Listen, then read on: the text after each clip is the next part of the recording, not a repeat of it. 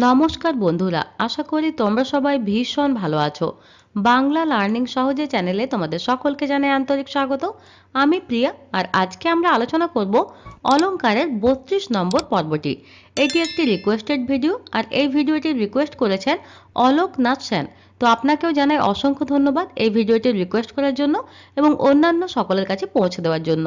তো চলো কথা না বাড়িয়ে সরাসরি চলে যাই আজকের আলোচনায়। লক্ষ্য করো সাদৃশ্যমূলক অলঙ্কারের শ্রেণীবিভাগ। এগুলো আমি 1-2 করে লিখে রেখেছি। 1 উপমা, 2 রূপক, 3 উৎপ্রেক্ষা, 4 সন্দেহ, 5 নিশ্চয় এবং 6 অপূর্ণতি।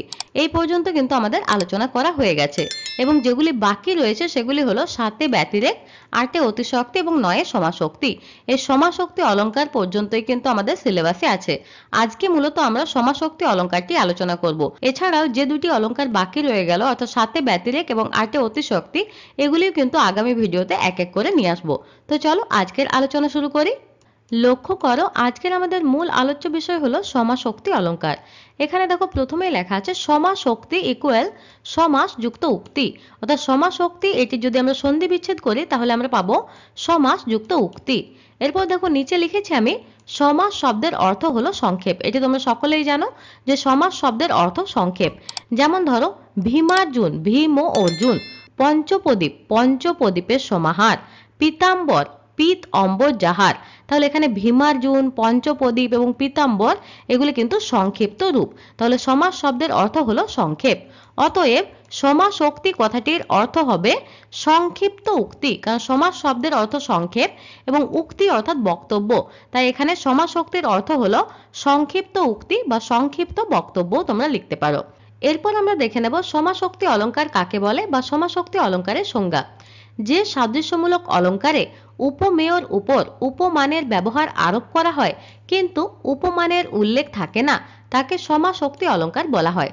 তাহলে দেখো সংজ্ঞা থেকে আমরা বুঝতে পারছি যে সাদৃশ্যমূলক অলঙ্কারে, অর্থাৎ সাদৃশ্যমূলক অলঙ্কারের যে শাখায় বা বিভাগে উপমানের উল্লেখ থাকে না, অর্থাৎ উপমান এখানে উহ্য থাকে এবং উপমেয়র উপর উপমানের ব্যবহার আরোপ করা হয়, বা তোমরা বলতে পারো উপমানের কোনো একটি ধর্ম বা গুণকে উপমেয়র উপর চাপিয়ে দেওয়া হয়, সেই অলঙ্কারকে আমরা বলছি সমাশক্তি অলঙ্কার।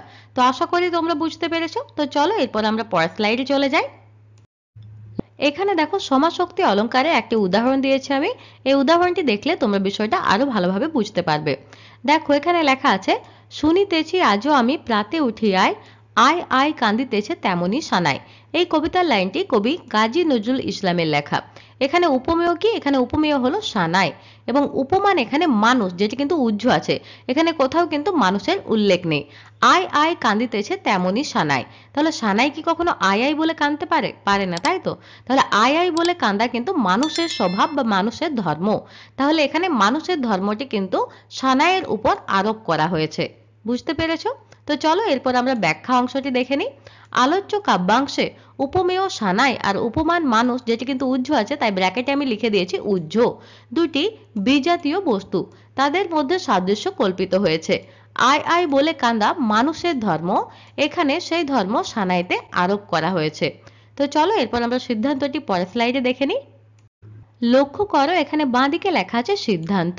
অর্থাৎ সমাশক্তি অলঙ্কারের ব্যাখ্যা থেকে আমরা এই সিদ্ধান্তে উপনীত হতে পারি যে উপমেয় সানাইয়ের উপর উপমান মানুষের ধর্ম আরোপিত হয় এবং উপমান মানুষ উল্লেখ না থাকায় এটি সমাশক্তি অলঙ্কারের উদাহরণ।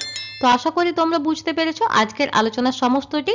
এ বিষয়ে তোমাদের যদি কোনো প্রশ্ন থাকে তো অবশ্যই তোমরা কমেন্টে করতে পারো, যার উত্তর তোমরা খুব তাড়াতাড়ি পেয়ে যাবে। তো দেখা করছি পরের ভিডিওতে অন্য কোনো বিষয়ের আলোচনা নিয়ে। ততক্ষণ পর্যন্ত ভালো থেকো, সুস্থ থেকো, নিজের এবং পরিবারের সকলের খেয়াল রেখো। টাটা।